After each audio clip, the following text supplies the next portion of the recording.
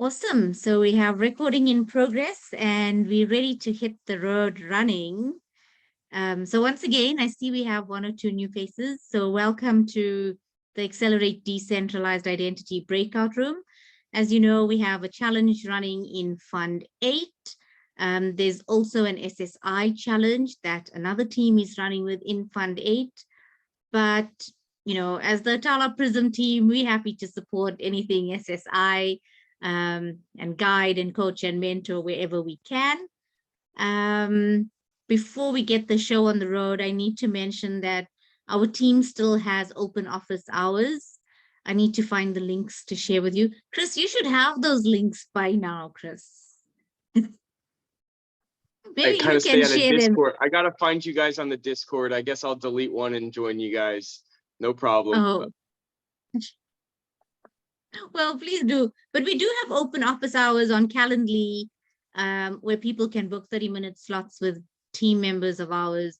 And this is to discuss your idea, you know, ask us whatever questions, get feedback based on, I mean, we've got some of the best industry experts in SSI working in our team. And I would say, you know, book time with them. We also have a PSG team member that's opened his calendar for office hours. And what this means is that you have access to someone who's in IO's consulting services, basically, and he will be able to tell you how his team can support your proposal in case you need to budget some money for their team or, you know, different things. So there's quite a bit of support open to people.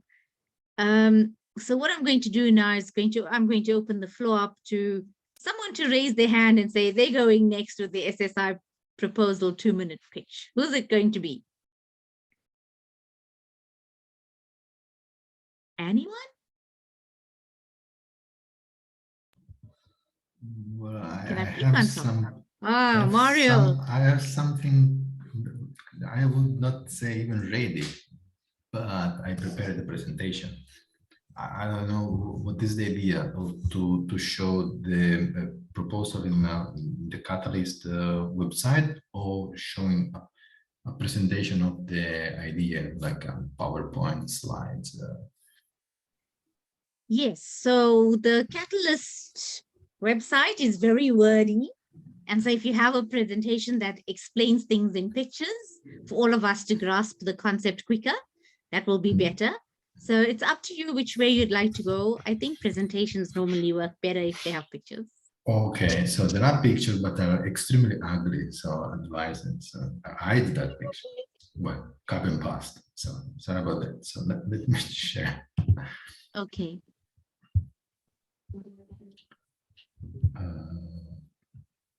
So I'm going to mute myself so I don't.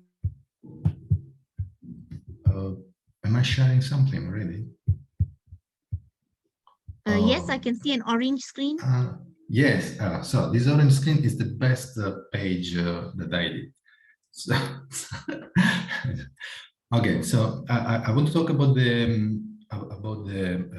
this proposal, and the picture that I used is actually tailored for the designer. So the job is not really done, but so it will help to visualize things. So I'm talking about what is the certification. The certification itself is kind of a snapshot of knowledge under certain time. But at the moment that you take this snapshot, it's already gone. It's if I have a certification of my knowledge about something that I took a month ago, a year ago, I certified my competence at that time. There's nothing that tells anything about now, about the current. So, and here the ugly thing.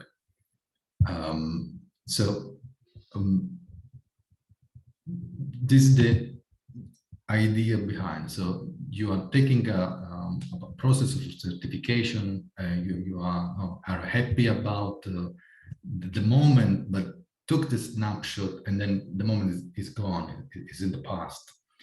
And actually, this is supposed to be the snapshot. And let's hold it. Okay, but that before was the prologue of this animation, and this is actually the story.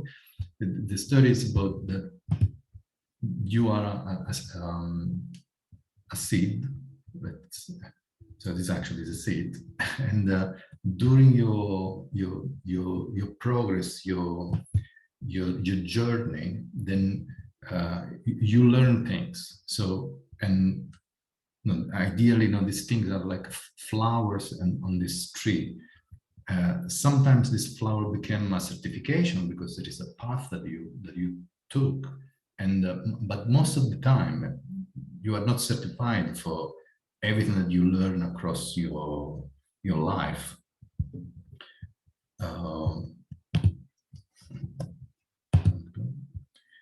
So let's wait here. I take from, yeah. So then what the tree means is that your knowledge is made by this flowering certification, but connected each others. So there is an actually net of knowledge that you have in your brain, but is not actually represented by that certification itself, but the knowledge is there. So the idea behind the POLIL as a proof of lifelong learning is actually this. So is proving knowledge not just based on a specific path tailored for the purpose of having the piece of paper, but proving knowledge made by granular learning material that was exposed or learned to the students. So I actually have a voiceover, a crap voiceover. I don't know if I click play if these things work. Is it working? No. No. Okay, it's not working. It's 40 seconds of pitching what was supposed to be on the video.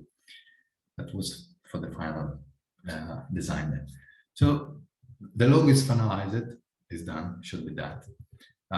This is my proposal, and it's an open source project, and is actually it matched the SDGs.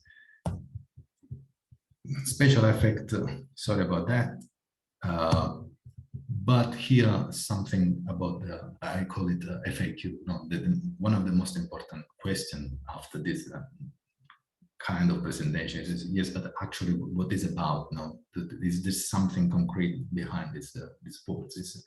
Yes. So, Atala Prism can certify lifelong learning by tracking the learning material exposed to the user in an ongoing manner. So then you have your lifelong journey that is constantly updated and exposed through your mobile app, the web interface, whatever. And the final question is, yeah, it looks like a new fancy way of certifying things, but here it actually is the most important part of all of this presentation is that when we have granular data of the learning journey, then we can achieve something else. We can achieve a reputation of curricula. What that means? So assuming that I have a guy from Africa, and I want to take an MIT project management course that costs an arm and a leg, I cannot take this. So it's outside of my budget, and my employer is just looking for that certification because it says, well, you are certified, so you know that thing. That's why I'm hiring you, because I need someone that have this knowledge. But what if, because you can store the granular data, you can say to the employer, look, I went to the same path that the other guy that bought the expensive course did, and I can prove it. So you can see it, and then the learning material is the same or almost similar. The assessment are the same or almost similar, and then the guy from Africa can prove the knowledge.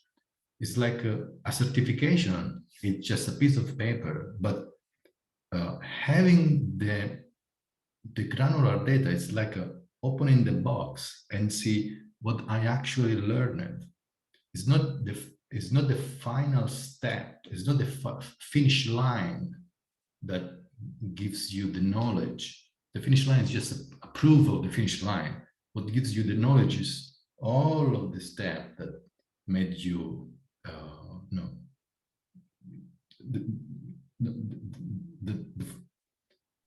that is Competent. This is a part. Sorry. So competent. Exactly. The competence. Yeah. So that is my presentation. I could go a little bit with an extra minute inside how when you have granular information across multiple area, or you can achieve even more than certification, because so all of your data is this is actually, you can imagine like the tree of all of the learning material, and how currently learning management system silo your learning data, and then we can open the box of the LMS. But no, maybe that is just, it could be another presentation. So that's it. Done.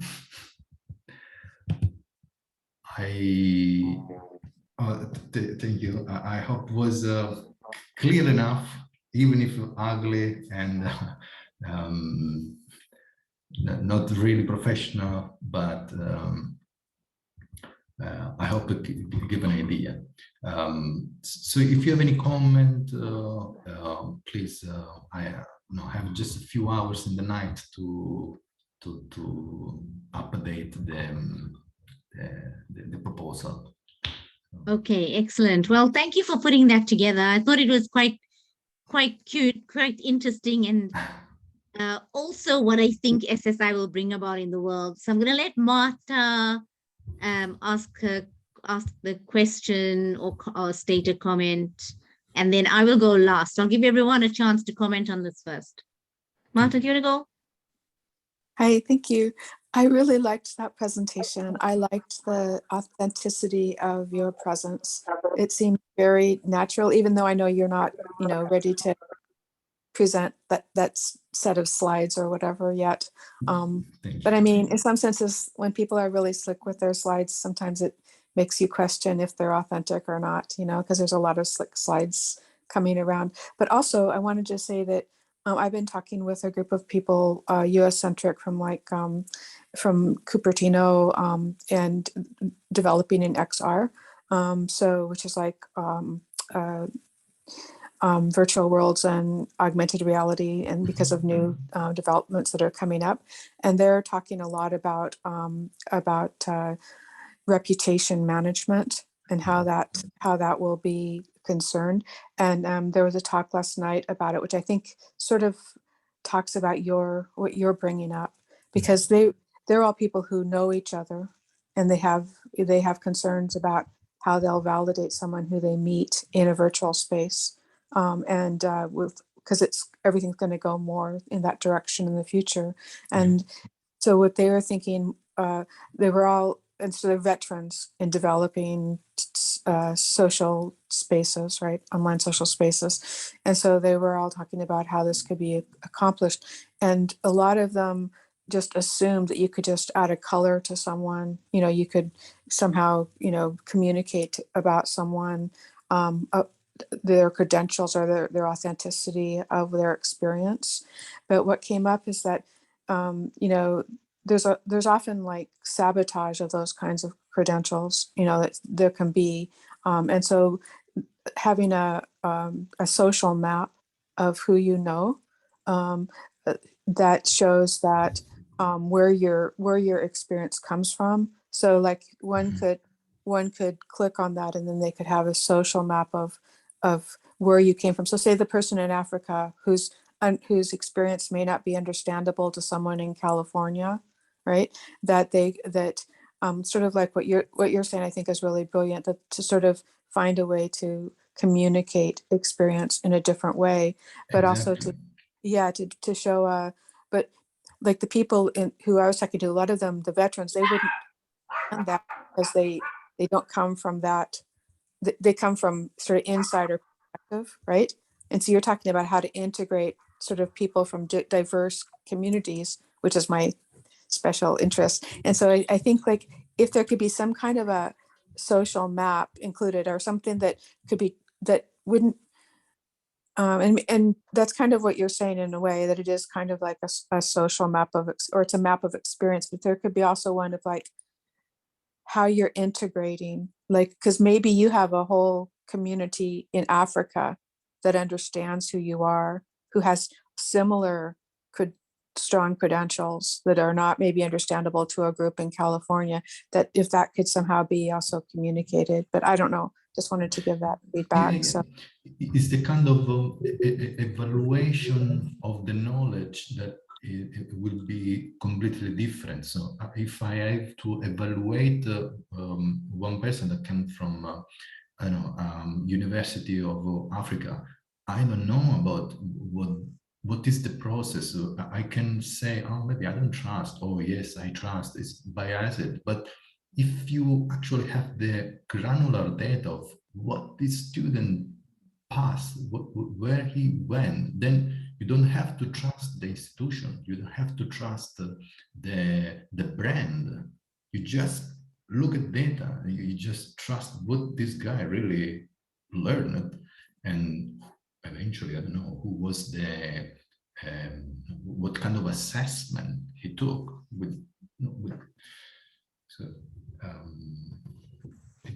like every student would be on the same page of if you come from California or if you come from Africa or China, doesn't matter, and the price will be very cheap. yeah, it seems like an important consideration. Yeah.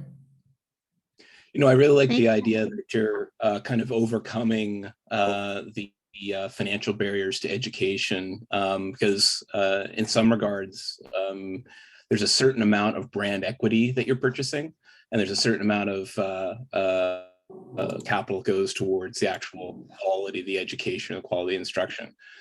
I think what you here is something that and communicating competency to another individual, but at the same time not making it relying entirely on the brand, right? So for instance, to kind of give for instance, generate interest in and of itself to fund every single student from perpetuity that ever went through the doors, right? But that's not the reason why they're there. But this allows somebody who might be in an undeveloped country or an underdeveloped country, who might have every bit the quality of education to name, and be able to and correctly assert their competence in a workplace. I think it's quite disruptive. The other thing that you're disrupting as well is this this industry certification programs that we have, where it's not from a third party, but it's from the vendor themselves, and they use the crazy. Yeah, exactly. They It's have literally a all cash of cow. the data. They have the certification piece of PDF. They have all of my data, and they allow me to access to my data. What? Yeah, It should be yeah, completely it's different. ridiculous. Yeah, yeah. So no, I think what you're doing has human consequence to it. I like that angle. Oh, thank you very much. Thank you. Great. What about Thanks for your we're comments, touching Dimitri. on like the proof of work. Oh, sorry. No, Like go for it. that's proof of work. Like having that little pieces of data. I really like the flower aspect of, because like you could do a million things in your life and not always have the credentials. But when someone asks you, hey, can you do the job? And you really do have all those little teeny pieces to be able to deliver the job, it should be verified. And if you can prove to a couple of your friends that you can do the work, then that should be good enough for me. And if I trust your friends and they trust Absolutely. you, then that's Yeah. like proof of work and the proof of presence. If you deliver on work and all my friends say you do, I trust you. Yeah, yeah, exactly. I like it. It's another way of verifying competence. So the certification is a piece of paper of a century ago, where you can certify that this guy went to the uni. Well, I don't know. Let's make a piece of paper and a stamp, but it doesn't really match with the current needs of the society. The information is everywhere. You can learn from everywhere. Even watching a movie, can give you input.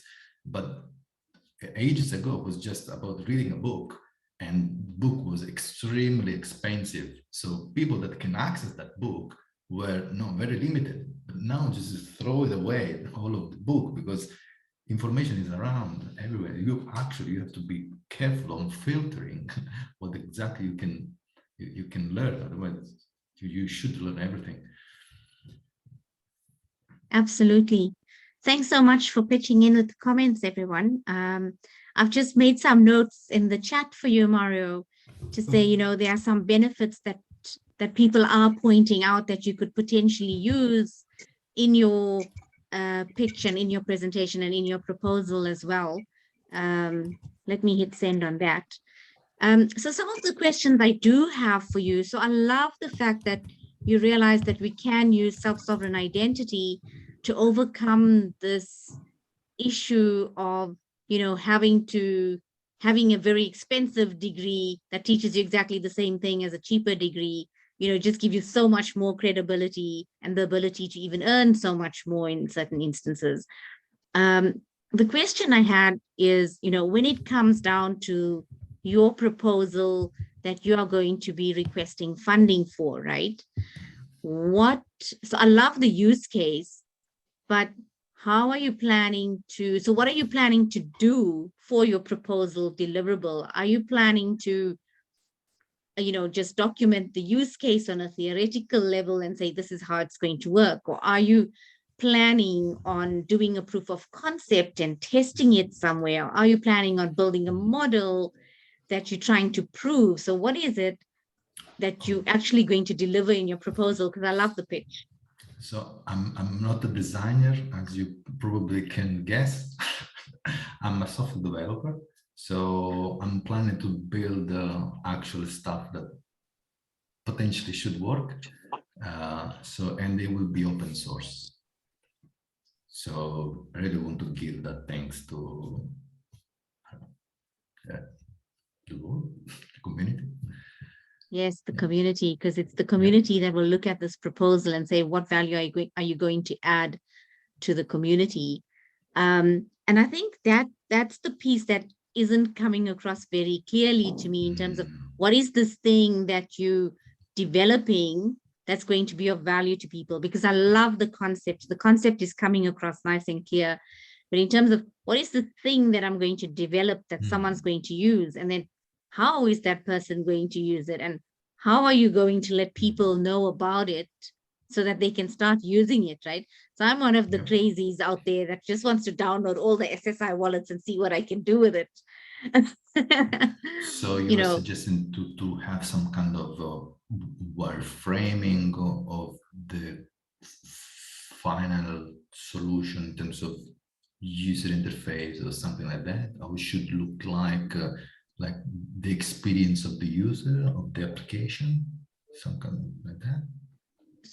so what's not clear to me is, are you delivering a piece of code that maybe Mhm. Roots Wallet can use in their wallet and say, Yep. you can use this piece of code in our wallet because our wallet already can, I don't know, I'm talking on behalf of Yeah. Roots Wallet here, but they're planning on creating a holder wallet that Mhm. can hold these credentials. And so what in my mind I'm seeing is, here's Anushka, she's gone through her life, she's gone to university, she's got an IT degree, yay, she's Yeah. got the certificate from the university. Oh, but she doesn't have experience, so nobody really wants to employ her. So Mhm. now what does she do? She goes and she does some voluntary work Yeah. somewhere, and some manager issues her with a credential saying, wow, she was able to write some SQL reports, or she was able to write some Mhm. crystal reports, or, and this helped us save X number of hours in our business for whatever. And now I Yeah. start getting these credentials, which is proofs that, oh, now Anishka can write SQL reports. And then I meet Chris at a pub and I go, hey, Chris, so cool. I hear you have a development company. I'm currently doing voluntary work, but I know how to do SQL reporting. And then Chris says, well, how do you prove that you can do SQL reports? And go, oh, I have a credential from the university because I have this computer science degree, but I also have this proof from this place that I volunteer at. And, Mhm. they've given me the proof that I can now do SQL reports. And so now I can share that with Chris, and Chris can go, I do have a vacancy and maybe I can give you some part-time work or whatever it might be. But is that the kind of experience you're seeing someone go through? And then what is this thing that you're providing that plugs into this Mhm. experience, and where does it plug in? So does it plug in to that space where Anushka is now has this wallet in her hand and she's interacting with something that Mario is developing? Or is Anushka interacting with a wallet and Mario's development is sitting under this wallet, but can plug into multiple wallets? And then how are you going to make this thing that you write and create visible to the rest? So one thing that we will offer, have you been on the Prism Pioneer program? No. No. So we are offering all Catalyst proposers the opportunity to go through the Tala Prism Pioneer program. I would say book some time with me on Calendly and I'll make sure you get the link, right? And so that you can apply for the Pioneer program.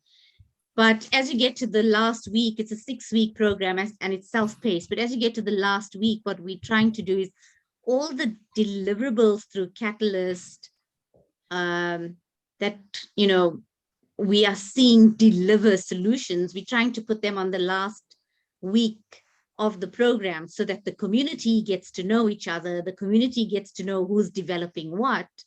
And then that's how you get adoption of the solutions that you create. So that's one way of getting adoption. But yeah, go through the Pioneer program because you'll at least be with a community that's building SSI solutions and that's going through the program. And then if you get funded, we will then put you into another Slack channel where there are funded people that are building stuff. Okay, yeah, definitely I will book time with you. To quickly answer some one of your questions is mainly the infrastructure is based on getting data from learning management system. So when you take a course on I don't know, Moodle, Udemy, whatever, you actually are tracking your learning, and then this data will be stored inside Cardano in some way. There are few technical things with LRS and stuff like that, but this is the classical way. Plus, there is a way that you kind of mentioned, saying what if I did some experience with this company and I proved already that I know? Then the wallet will have an entry point saying, okay, write what you learn, write how do you prove the thing, and then will be stored as well. So no, there are, in your wallet that it's you will have a sort of graphical view of everything that you tracked there. And if these dots, if these flowers make a new way of certifying, yeah, it depends of many things. So that is the... Okay, so it's going to be a graphical representation of, just like your little tree with flowers and certificates, that will represent my experience graph in a way.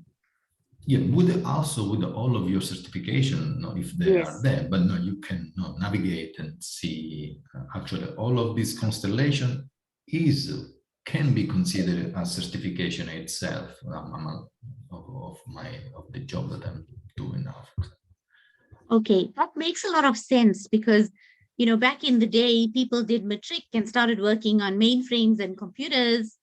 And now in our age, you have to do a 3-year degree and then only start working on, in the space. And when you look at the people that have come through the years, they've got so much of experience, but not that 3-year degree, Yeah. And then some organizations like, oh, but you don't have a computer science degree, so sorry. I totally understand where you're coming from and your idea. It sounds amazing. So please keep at it and good luck with your last few hours of rushing that out and submitting it. I will have a busy night. So. Good luck. Thank you very much. Does anybody else want to present? Or do we only have one for today? All right. Well, I don't have an identity solution, but sort of, I do have kind of what you're talking about. I have updated my proposal in your challenge, so why not give it a shot, right? So it's a peer-to-peer community identity that can accelerate onboarding of self-adoption for self-verified groups, tools needed for integration pathways. So we use verified IDs for proof of life and work ecosystem and attach Italo Prism profiles to verify identity. And we verify ID by peer-to-peer methods. Experience in Cardano usage, blah, blah, blah. Token tests, the test does pineapple go on pizza vote, which seems to be a hot topic on Cardano apparently all of a sudden. But we had this in on March 3rd, so it's kind of funny. So the tests have been successful in various identity and verification measures. Please see token tests within wallets, address 1 submitted. Main challenges, participations will steal idea. The tests are not taken serious by the values of the token or the disinformation or lack thereof. I guess feasibility, we're already doing token tests, and basically the gist of it is to verify people in their small communities that then sort of verify people for their work that they input into that community.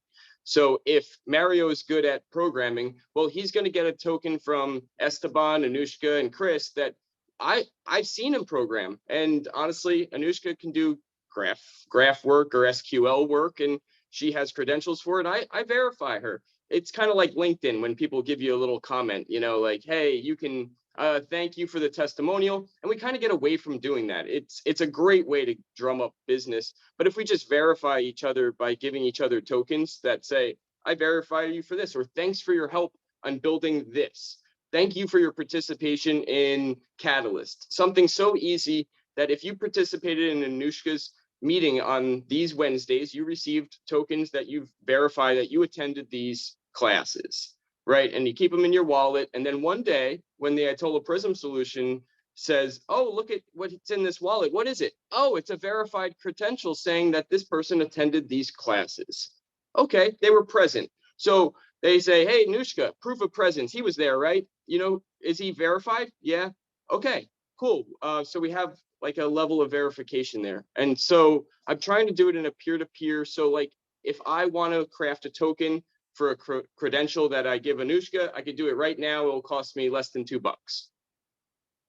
So on what other blockchain can you really do that type of power with? Wow. So we can do this with anything, any type of voting methods, and using even the ADA handles now. So I have a big example of a voting. I'm not going to dive into it too much. There's examples in the proposal here of the NFT school token, the cost token, the credential tokens, and some other proofs here. So we've done tests. I have verified this method. So now the problem is I'm not going to open source it unless I get paid for it.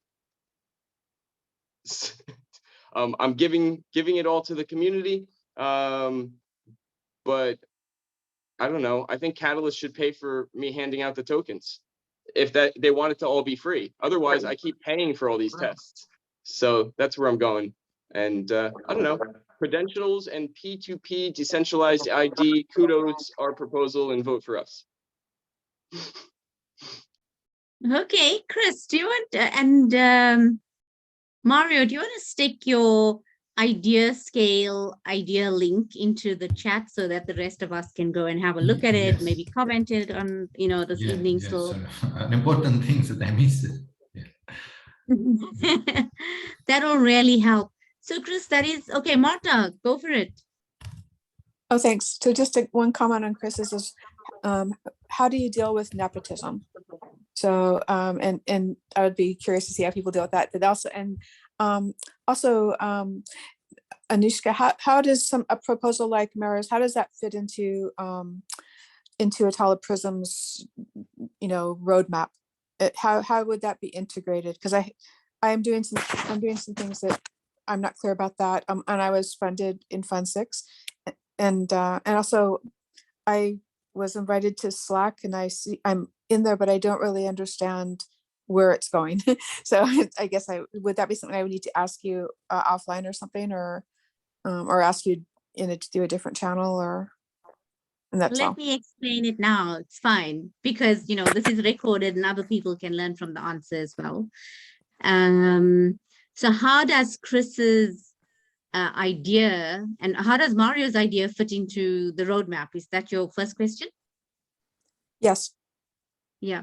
Okay. So if I'm right about the way I'm thinking about Mario's idea and the fact that it will create a visual representation of my knowledge and experience based on credentials received from different institutions and different people potentially, and it creates this visual, I would think that, so Atala Prism is currently creating the SSI layer on top of the Cardano blockchain. So the ability to create credentials, issue credentials, hold credentials, and verify credentials, right?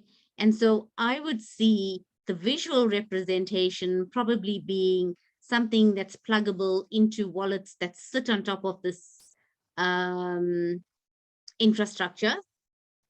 And that Mario could probably say to someone like Ruth's wallet, listen, you're developing a wallet. I have this cool way of representing experience and education credentials. Would you like to use this plugin that I've built, you know, to represent people's experience and education in your wallet in this way? And I almost see that sitting at the wallet providers level. At this point in time, Atala Prism is not creating a wallet for the community or others to use. We are creating a set of tools for PSG, and we'll potentially share that through the Atala Prism Pioneer Program as those tools become more readily available, to say, here you go, have a look at these tools, use it on our demo site, and we'll see where the roadmap goes from there, because that's still a roadmap in progress. So that's how I see Mario's idea fitting in. In terms of you being a funded project and you now added to the Slack channel, the idea in the Slack channel is for people who have been funded or teams who have been funded to introduce themselves to the Slack channel. The Slack channel is called our Astros channel. So our astronauts are in there because they've been funded for ideas that they have. So introduce yourself, explain what your project is about.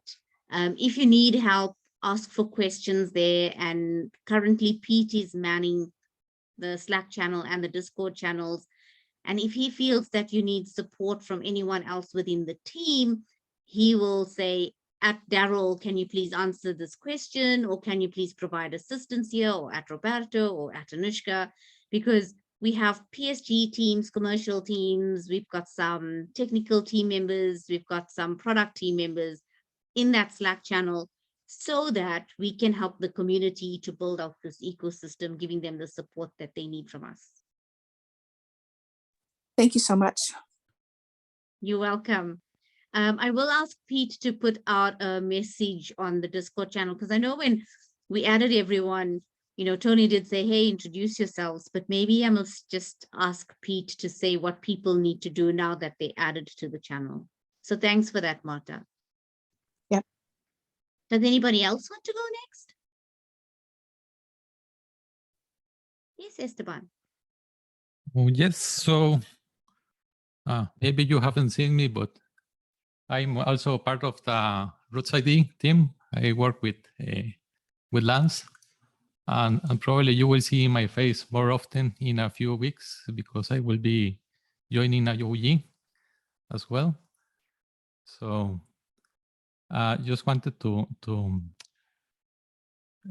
present another project that is under the Roots ID solutions that we are working on. So most of the people is aware of Roots Wallet. That is going to be the wallet that is on the mobile application. That is going to be that is defined as a holder wallet.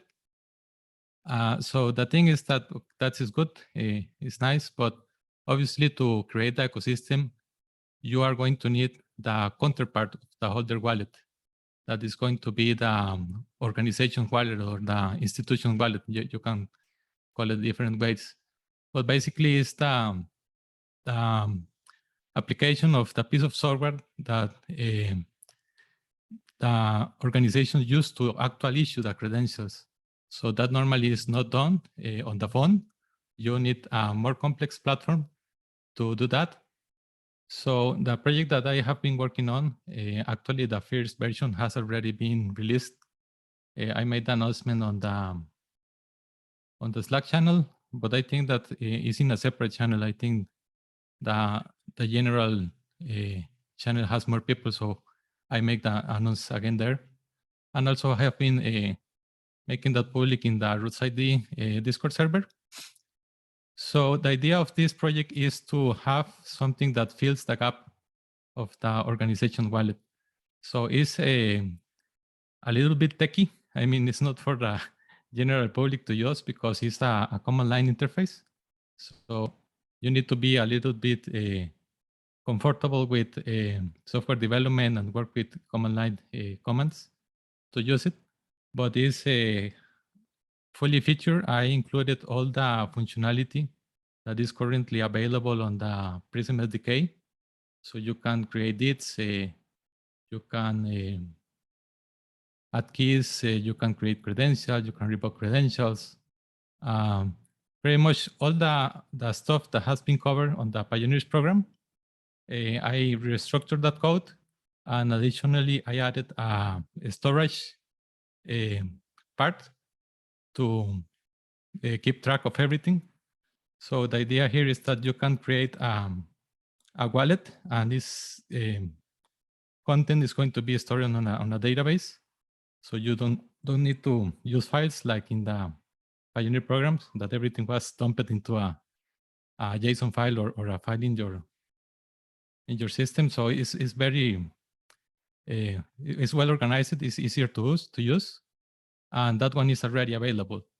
So the proposals that I added next are an evolution of that, because obviously when you have wallets, the holder wallet and the issuer wallet, you need to communicate these two entities.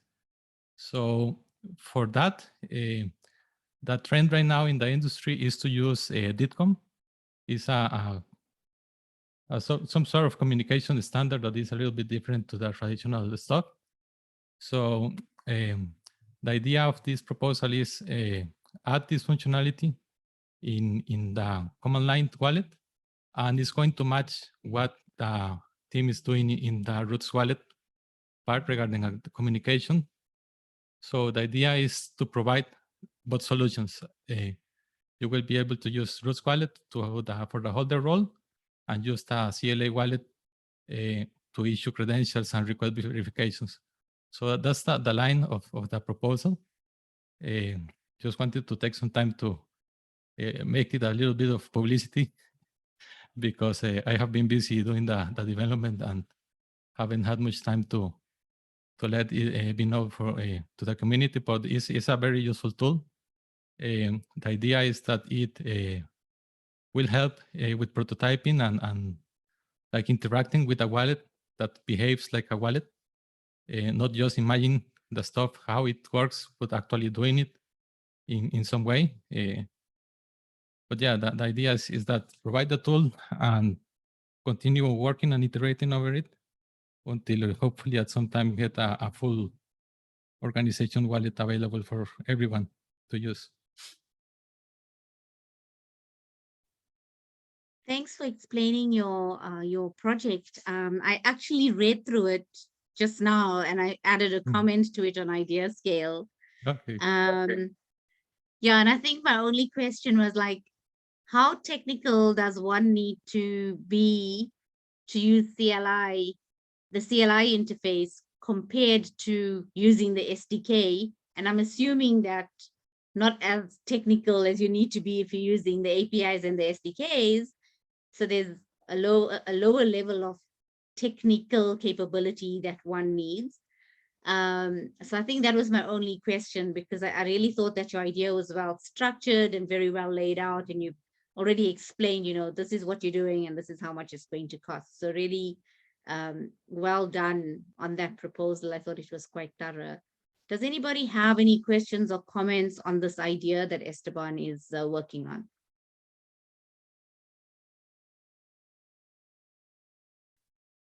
No? Got some love from Chris. Excellent. Thanks, Chris. Coming from experience, I know that when I joined the program for the Ayatollah Prism, it shot me right to downloading a CLI. So I kind of got stuck a little bit there. I downloaded it all. I have it all. Just stuck. So go Esteban. Okay, Chris, I think we aligned here. I was like, also started going through the Pioneer program. I'm quite new at IO. Started going through the Pioneer program because I'm also responsible for that at the moment. And I was like, okay, let me not try to do all this technical stuff, and let me try to get through the content just so that I can see what this program is about and what needs to be improved. Then I'll go back. So I had a look at Esteban's video on the CLI wallet and the organization backend. That's like typing in DOS, you know, typing some DOS commands. So that looks a lot easier than trying to figure out how to install and unzip this file and do stuff. So it might be a lot easier. I don't know. You can check it out. But I think, Esteban, you know, for users like Chris and myself, I think what you are getting here is that video you did to demonstrate how the CLI wallet works was good. I didn't have time to really zone in and test anything out.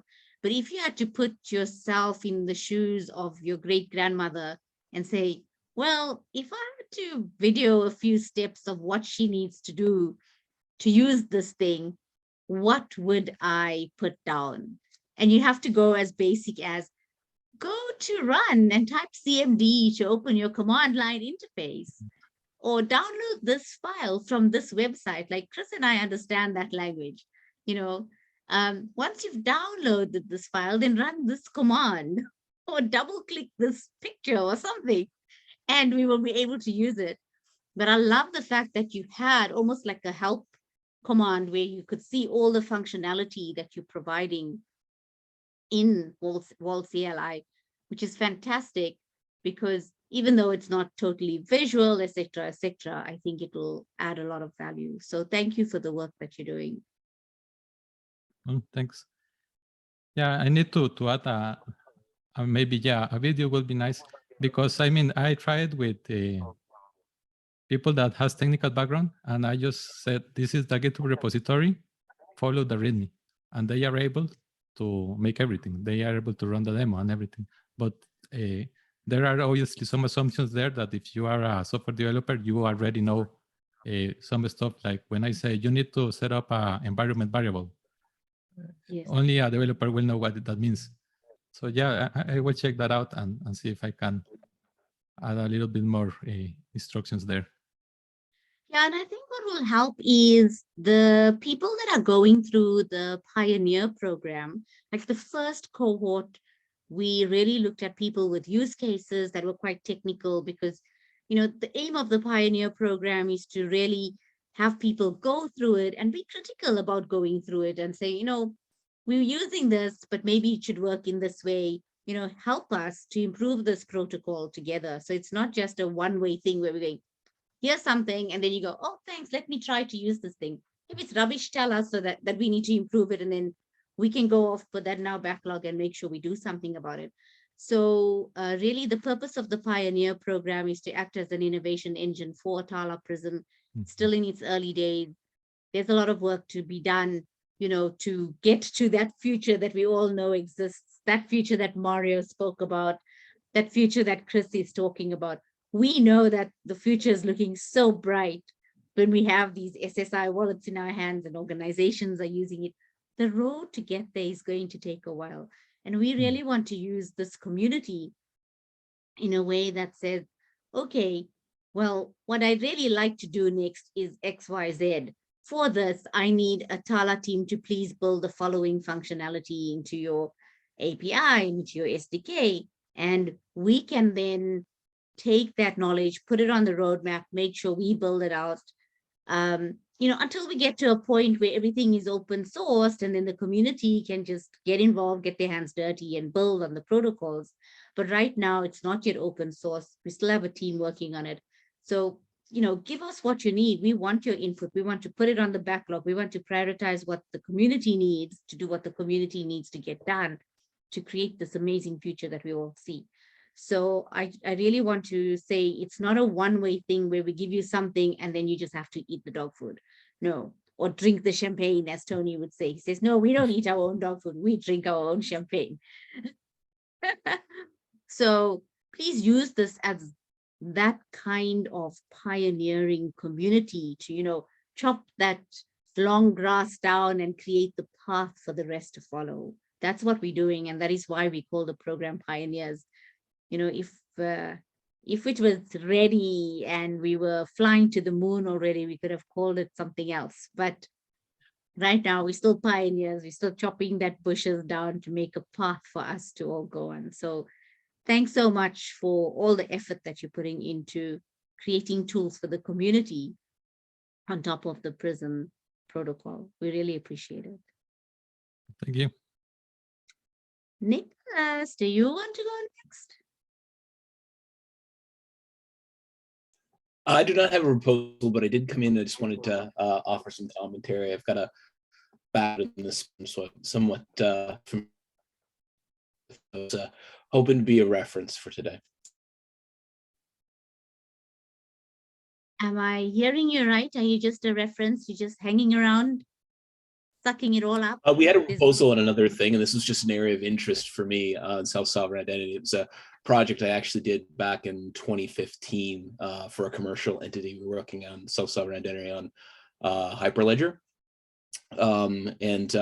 These identities could move between hardware devices and software devices. So an identity would be progressive depending upon what your activity was prior, and that would change, you know, the behavior of the identity provider as you progressed through a particular workflow or what have you. So we could say, hey, look at if you haven't come through the front door first, we can't let you log into that personal computer, that type of stuff. So it's some pretty bespoke use cases. But anyway, because I had that background, I had an interest, and I wanted to hear what other people had to say about it. Oh, fantastic. Nicholas, are you new to the Catalyst community? A little bit. I know Chris through one of my coworkers, working on a separate proposal, or actually trying to get a proposal through RDAO. So I know him through that, but otherwise, no. The self-sovereign identity thing was way back. We started that project, but it was hardware. It was a lot of hardware. We had a hardware wallet that we had designed, used a fingerprint, and that would be a physical wallet. That's how you could interact with the physical world rather than just, on a PC or a tablet or whatever. Yeah, fantastic. I'm sure that you have loads of experience that this community can use. So please have a look at our Accelerate Decentralized Identity challenges. And I think for the next fund, for Fund 9, we've got 2 challenges. The one is very UX related challenge. And the other one is a continuation of funding for SSI projects that are already on the go. And then I think there might be a third SSI challenge that Rodolfo may be continuing as well. So please feel free to, participate, see what we have, propose some ideas, get involved. And if you want to be that pioneer that's chopping down the bushes with us and creating the path, I'm sure we can organize access to the Pioneer program for you as well. But thanks so much for joining us. And I'm sure your experience is going to take us miles ahead. So I'm looking forward to you being active in the community. And I won't tip my hand, but there does happen to be a team incubating around that hardware team. I don't have it over the finish line yet, but more to come maybe next week. Oh, fantastic. Well, good luck. Good luck with your project. Okay, I think that's all of us. Right? Marta, do you want to share anything? No, not really. I think I wanted to see what people were thinking about now as I'm moving forward with my project. So I'll share more later. Okay, fantastic. Thank you so much for joining us, everyone. Please reach out to us. I've put the Calendly links for the team on the chat. If you can't find a suitable slot with anyone, you're welcome to email me. I'll just send my email address to everyone and I will make a plan. If you don't hear from me, just ping me again, because sometimes I'm quite bad with emails. I do apologize for that in advance. And yeah, if there's anything else that you'd like, if you have questions or whatever, we do plan to be at the after town hall sessions every week, just so that it creates a physical place for us to, or should I say a virtual place for us to meet and have these kinds of engagements.